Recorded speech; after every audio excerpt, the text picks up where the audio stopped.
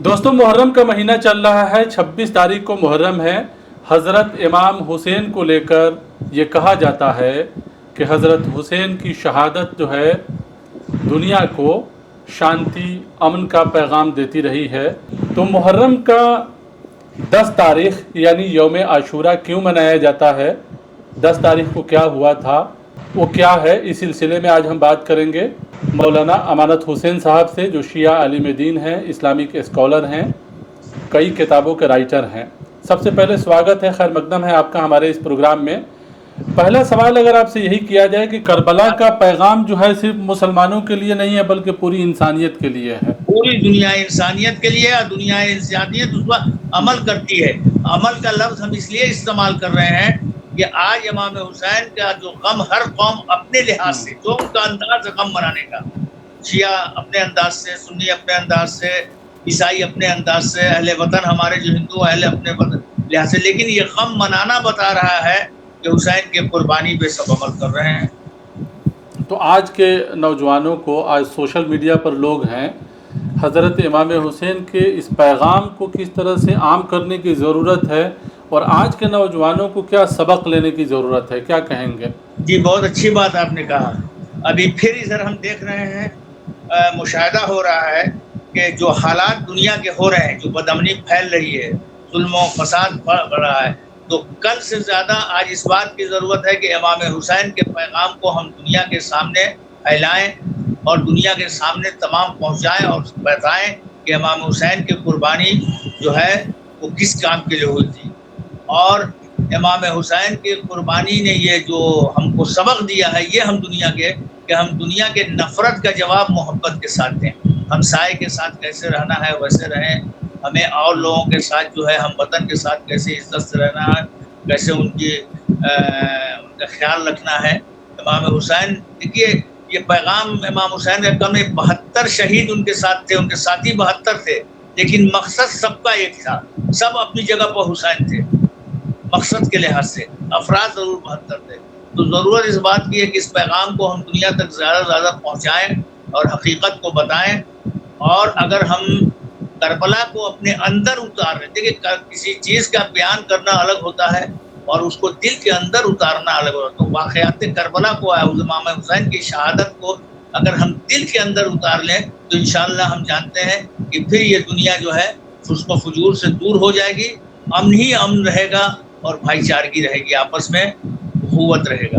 सन 60 हिजरी में जब यजीद तख्ते हुकूमत पे आया और उसने ये तस्वुर किया कि हम मुसलमानों के खलीफा हैं, हम दीन के क़यादत हमारी होनी चाहिए, तो उसने सारे मुसलमानों से बैयत लेना शुरू किया और तकरीबन सारे मुसलमानों ने बैयत भी कर लिया, इसलिए कि उसके पास फौज थी, दौलत थी, हुकूमत थी, तख्त था। लेकिन जब इमाम हुसैन तक ये बात पहुंची तो इमाम हुसैन ने एक लफ्ज़ कहा कि तुझ जैसा मुझ जैसे कि बैयत नहीं कर सकता। यानी इमाम हुसैन ने पहले ही दरमियान में बता दिया गुफ्तगू के कि तुझ जैसा लफ्ज़ का मतलब है कि तेरा किरदार अलग है और मेरा किरदार अलग है। हम रसूल की गोद में पले हैं, हम रसूल की गोश्त और गोश्त हैं, हम रसूल की हमने ज़ुबान चूसा है, हमने तरबियत पैगम्बर इस्लाम के साए में पाया है, अली मुर्तज़ा के साए में पाया है। ये मुमकिन नहीं है कि तुम जैसा लहबो लहाब में डूबा हुआ इंसान इस्लाम का कायद बने और हम तेरी क़यादत में चले। लिहाजा इमाम हुसैन ने बैयत करने से इनकार किया, और जब बैयत करने से इनकार किया तो उसने उस वक्त के मदीने के हाकिम को ये कहा कि अगर बैयत नहीं करें हुसैन तो सर काट लो उनका। इमाम हुसैन ने जब ये कहा कि तू मेरा सर काटेगा दरबार में, तारीख गवाह है इसकी, सारी चीज़ें पुरानी किताबों में देखा जाए बड़ी तफसील से सब मिलता है। और बनी हाशिम के नौजवान जो उनके सामने थे वो अंदर से ले आए तलवार खींच के। इमाम हुसैन ने रोका, कहा कि नहीं, हम कुरेज़ी करना नहीं चाहते हैं, हम फसाद नाना के दीन में नहीं करना चाह रहे हैं। और फिर उसके बाद से इमाम हुसैन ने करबला का सफ़र किया, यानी मदीने से 28 रजब सन 60 हिजरी में सफ़र किया। और सफ़र करने से पहले मदीने के मुअज़्ज़िज़ीन जितने बुजुर्ग लोग थे, बिलखुसूस आपके चचाजाद भाई या मोहम्मद हनफिया जो आपके भाई थे, उन्होंने कहा कि जो हालात हो रहे हैं اس وقت آپ کا جانا بہتر نہیں ہے. تو امام حسین نے کہا جو وصیت نامہ لکھ کے محمد حنفیہ کو امام حسین نے دیا اس میں صاف صاف لکھا ہے کہ ہم نہ تخت و تاج حاصل کرنے کے لیے جا رہے ہیں، نہ فساد اور ظلم کرنے کے لیے جا رہے ہیں، اور نہ کسی دنیائی خواہش کے لیے ہم سفر کر رہے ہیں جو ہمیں حاصل، بلکہ ہم اپنے امت کی، نانا کی امت کی اصلاح کے لیے جا رہے ہیں. امام حسین کا یہ لفظ کہ ہم نانا کی امت کی اصلاح کے لیے جا رہے ہیں، یہ واضح کر رہا ہے کہ نانا کی امت میں کچھ نہ کچھ ایسا ہوگا. دیکھیے اصلاح کب کیا جاتا ہے آپ بہتر جانتے ہیں، یا تو کسی چیز میں کچھ زیادتی ہو جائے یا کسی چیز میں کچھ کمی ہو جائے. اس کا مطلب یہ ہے کہ نانا کی امت یعنی اسلام میں اس وقت کچھ زیادتی ہو گئی تھی جو نہیں ہونا چاہیے تھا، اور کچھ کمی ہو گئی تھی جو جی. نہیں ہونا چاہیے تھا. امام حسین اسی کو پائلٹس میں لانے جا رہے تھے. امام حسین نے جو سفر کیا تھا کربلا کا وہ اس لیے کہ ہمارے نانا نے جو 63 سال کی زندگی میں جدوجہد کیا، محنت کی اور اسلام کو تکمیل کی منزل تک پہنچایا. آپ بہتر جانتے ہیں کہ جب آخری حج سے 18 ذی الحجہ کو پیغمبر اسلام آئے تو غدیر خون کے میدان میں ایک آیت آئی جناب جبرائیل لے کے جو قرآن میں موجود ہے، الیوم اکملت لکم دینکم واتممت علیکم نعمتی ورضیت لکم الاسلام دینا. آج دین مکمل ہو گیا. یہ 18 ذی الحجہ کی بات ہے، اور اس کے بعد سے یہ 18 ذی الحجہ 10 ہجری کی بات ہے، اور 11 کے ابتدائی مہینوں میں سفر میں یا ربیع الاول میں آپ کا وصال ہوا ہے، آپ پوشیدہ ہوا. تو ظاہر سی بات ہے کہ دین مکمل کر چکے تھے پیغمبر اسلام، اس کے بعد سے دنیا سے گئے. وہ جو دین مکمل تھا وہی بربادی کی طرف جا رہا تھا. یہ بات سب کوئی جانتا ہے، کتابوں میں ہے کہ یزید جب تخت اسلامی پہ اور تخت حکومت جب اعلان حکومت یزید کے ہاتھ میں آئی تو اس نے حلال محمدی کو حرام محمدی کر دیا، حرام محمدی کو حلال محمدی کیا. کون ایسی برائی تھی جو اس کے زمانے میں نہیں تھی؟ آپ واقعات کربلا کے بعد دیکھیے، امام حسین نے 10 ہجری میں جو امام حسین چلے، سفر کیا، مکے میں آئے، حالات کا جائزہ لیا اور اپنے حج کو عمرے سے تبدیل کیا، اس لیے کہ خانہ کعبہ کی حرمت کو بچانا تھا امام حسین کو. جی. غالت گڑی اگر وہاں ہو جاتی تو ظاہر سی بات ہے کربلا کی تو خانہ کعبہ کی بے حرمتی ہوتی. لہذا امام تو حسین نے اپنے ساتھیوں کو لیا، حج کو عمرے سے بدلا، پھر سفر میں آگے نکلے، کوفے کی طرف جا رہے تھے کہ حر کا لشکر آیا. اس نے امام حسین کو روکا، کہا کہ ہم آپ کو نہیں جانے دیں گے. امام حسین نے کہا کہ نہیں، ہمیں جہاں جانا ہے جائیں گے. یہاں تک کہ آپ اس کے بعد کربلا پہنچے، جس کا پرانا نام نینوا بھی تھا، شد العرب بھی تھا. جب وہاں آپ کا گھوڑا رک گیا اور نہیں بڑھا تو امام نے لوگوں سے پوچھا، اور جب آپ کو معلوم ہے کہ یہی کربلا ہے تو حسین جانتے تھے آپ وہیں قیام پہ. یہ 2 محرم کی بات ہے. 2 محرم سن 61 ہجری کو امام حسین کربلا کی سرزمین پہ پہنچے، فرات کے کنارے اپنا خیمہ نصب کیا. لیکن جب یزیدی فوج آئی، شام کی فوجیں آئیں تو انہوں نے وہاں رہنے نہیں دیا. حضرت عباس نے تلوار کھینچا، لگ رہا تھا کہ ابھی جنگ ہو جائے گی، لیکن پھر امام حسین نے کہا بھائی عباس، ہم جنگ کرنے کے لیے نہیں ہے، فساد نہیں، ہمارا مقصد ہے دنیا امن و امان کی ہو. اور 7 محرم کو پہرا بیٹھا دیا یزید کے فوجیوں نے. وہاں جو بھی آئے ہوئے تھے انہوں نے کہا کہ ہم پانی نہیں لینے دیں گے. تو ظاہر سی بات ہے کہ جب پہرا بیٹھ گیا تو پانی آنا بند ہو گیا. جو تھوڑا بچا ہوا پانی تھا وہ تو 7 تک چلا، لیکن 7 محرم کے بعد بچے بے آبو، سب سارے کے سارے بچے، اور جو وہاں تھے یعنی 72 شہید جو ہوئے، پھر ان کے جو مخدراتی تحت تھی، سب 3 دن تک بھوکے اور پیاسے رہے. کوئی سبیل نہیں تھی، ہر طرف سے فوج گھیرے ہوئی تھی، کہیں نکلنے کا کوئی صورت نہیں تھی.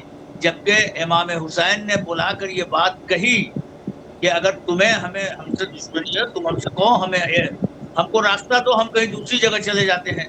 یہاں جی. تک کہ تاریخ میں یہ ملتا ہے کہ انہوں نے امام حسین نے ہندوستان آنے کی خواہش ظاہر کی کہ ہم ہندوستان چلے جائیں گے. یہی وجہ ہے کہ آپ ہندوستان میں دیکھیے گا کہ ہمارے ہم وطن اور ہر قوم و ملت کے، ہر مسلک کے لوگ امام حسین کا غم مناتے، اس لیے کہ آپ کی خواہش تھی کہ ہم یہاں آئے. شاید اسی وجہ سے امام حسین کا غم زیادہ سے زیادہ ہندوستان میں منایا جاتا ہے اور تو مناتا جاتا ہے.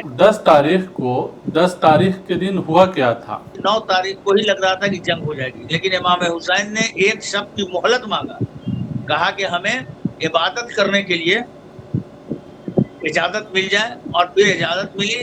شب عاشور آپ نے آپ کے ساتھیوں نے عبادت میں گزاری, اور جب 10 محرم آیا تو ایک بیگ امام حسین کے قافلے پر حملہ کر دیا گیا. پہلے تو اجتماعی ہوا, آپ کے انصار و حبیب جو دوست تھے, ساتھی تھے, شہید ہوئے, انصار تھے. اس کے بعد آپ کے عزیزوں کی باری آئی. جناب حضرت علی کے جو فرزند تھے, یعنی حضرت عباس کے جو بھائی تھے, وہ شہید ہوئے. جناب مسلم کے بچے وہ شہید ہوئے. سب نے جنگ کی. یہاں تک کہ جنگ میں ایک ایسا بچہ بھی جو آپ کے بھائی امام حسن کا شہزادہ تھا, یتیم امام حسن, جس کا نام جناب قاسم تھا, 13 سال کی عمر تھی, جو خود سے بیٹھنے سے امام حسین نے بیٹھ کے جنگ کرنے کے لیے روانہ کیا, وہ بھی شہید ہوا. پھر آپ کے بھائی گئے حضرت عباس, جو علم بردار تھے فوج کے, لیکن فوج ختم ہو چکی تھی, اور نہر پہ پہلے ان کے دونوں ہاتھوں کو قطع کیا گیا, پھر ان کو تیر مارا گیا پیشانی کے اوپر, اور پھر ان کو شہید کر دیا گیا. اور اس کے بعد سے آخر میں امام حسین کے بیٹے حضرت علی اکبر, اس میں یہ ہے کہ جب حضرت علی اکبر کو اجازت دیا ہے جنگ کرنے کی, فوجوں کی طرف سے للکارا جا رہا تھا, حسین اگر کوئی ہے تو بھیجو, تو امام حسین نے اپنے اس فرزند کو بھیجا جو رفتار گفتار شکل میں پیغمبر اسلام سے مشابہ تھے. چنانچہ تاریخوں میں ملتا ہے کہ جب امام حسین اپنے نانا کی زیارت کی خواہش کرتے تھے تو اپنے فرزند علی اکبر کو بلا کر دیکھ لیا کرتے تھے, آپ کو زیارت ہو جا رہی تھی, انہیں بھیجا, اور دونوں ہاتھوں کو اٹھا کر کہا کہ بارہ الہ, ہم اس کو اب تیری طرف قربانی کے لیے بھیج رہے ہیں میرے معبود, جو صرف تیرے حبیب کا مشابہ نہیں تھا بلکہ رفتار و گفتار میں بھی ملتا جلتا تھا. اور شاید امام حسین نے یہ سوچا ہو کہ میرے علی اکبر کو فوج شام دیکھ رہے ہیں, اس لیے کہ کلمہ پڑھنے والے تھے, یہ نماز بھی پڑھ رہے تھے, یہ حاجی بھی تھے, اس میں صحابی بھی کچھ تھے. شاید نانا کی شبیہ دیکھ کو ان کو پیغمبر اسلام یاد ہے, میرے نانا رسول خدا یاد ہے, اور جنگ ختم ہو. لیکن ان کے سینے میں بھی برسی ماری گئی, انہیں بھی شہید کیا گیا. تاریخ کربلا کا ایک بڑا المیہ یہ ہے جو انسانوں کے دل کو ہلا دیتا ہے, کہ آخر میں امام حسین نے اپنے ششماہے بچے کو, چونکہ پانی تو ختم ہو چکا تھا 7 محرم سے, یہاں تک کہ اس کی ماں کا دودھ بھی خشک ہو گیا تھا, جس کو ہم لوگ علی اصغر کہتے ہیں. تاریخ نے لکھا ہے کہ سب سے چھوٹا فرزند جو حضرت علی اصغر تھا امام حسین, اسے اپنے ہاتھوں پر لے کر آئے. آنے کے بعد مخاطب کر کے فوج یزید سے کہا کہ تم, میرا بچہ 3 دن کا بھوکا پیاسا ہے, 6 مہینے کا ہے, اسے ایک قطرہ پانی پلا دو. اور جب جواب نہیں ملا, وہ حسین جس نے ابھی ہر کو کہ فوج کو پانی پلایا تھا, وہ اپنے ششماہے کے لیے ایک قطرے پانی کے لیے کہہ رہا ہے کہ لیکن جب نہیں ملا تو آپ نے اس جلتی ہوئی ریت پر لٹا دیا کہ تم سمجھتے ہو کہ علی اصغر کے بہانے حسین پانی پی لے گا, لو ہم ایسے چھوڑ دیتے. پھر بھی کوئی جواب نہیں دیا. اور تاریخ یہاں تک بتاتی ہے کہ جب امام حسین نے اس کے بعد اٹھایا اور علی اصغر نے اپنے سوکھے ہونٹوں کو اپنے لبوں پر ہلایا تو فوج شام دیکھ کر رونے لگی. لیکن پھر بھی فوج شام کا جو قائد تھا اس نے جواب نہیں دیا, پانی پلاؤ. اور ایک ایسا تیر چلایا, 3 پھل کا تیر, جو حضرت علی اصغر کے گردن میں لگتا ہوا امام حسین کے بازو میں لگا, اور حضرت علی اصغر شہید ہوئے. تب سوچیے جہاں 6 مہینہ کا, وہاں کے بارے میں کیا بتانا ہے کہ کیسا ظلم و ستم تھا. امام حسین اسی ظلم و ستم کو ختم کرنے کے لیے آتے ہیں, اور تاریخ اس بات کی گواہ ہے, شاہد ہے کہ امام حسین نے یہ عظیم قربانی دے کر امن و امان کو, دنیا میں رشتہ داری کو, باپ کی عزت, بھائی کی عزت, بہن کی عزت, ساری چیزوں کو امام حسین نے بچا لیا. حضرت امام حسین کی زندگی کو, ان کے سبق کو, ان کی شخصیت سے لوگ جو ہے سبق لیں اور اس راستے پر چلنے کی کوشش کریں.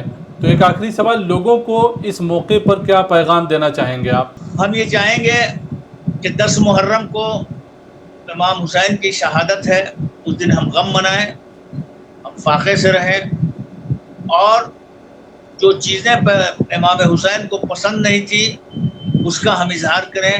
یہ جو لہب و لعاب ہوتا ہے, گانا کا بجانا, شراب پی کے آنا, اس سے ہم پرہیز کریں, ان کے غم کو منائیں اور اظہار کریں سادگی کے ساتھ 10 محرم کے ساتھ, اور ان کے پیغام کو عام کریں, لوگوں تک پہنچائیں. بہت شکریہ ہم سے بات کرنے کا. تو یہ تھے مولانا امانت حسین صاحب, جو کہ اسلامک اسکالر ہیں. ظاہر ہے آج کے دور میں नौजवानों को ख़ास तौर से हज़रत इमाम हुसैन के उस सबक को याद करने की ज़रूरत है कि जुल्म आखिर जुल्म होता है और जुल्म के ख़िलाफ़ खड़ा होना ही कहीं ना कहीं इंसानियत है और इमाम हुसैन का सबसे बड़ा सबक है। बहरहाल इस प्रोग्राम में इतना ही, हमें दीजिए इजाज़त, शुक्रिया।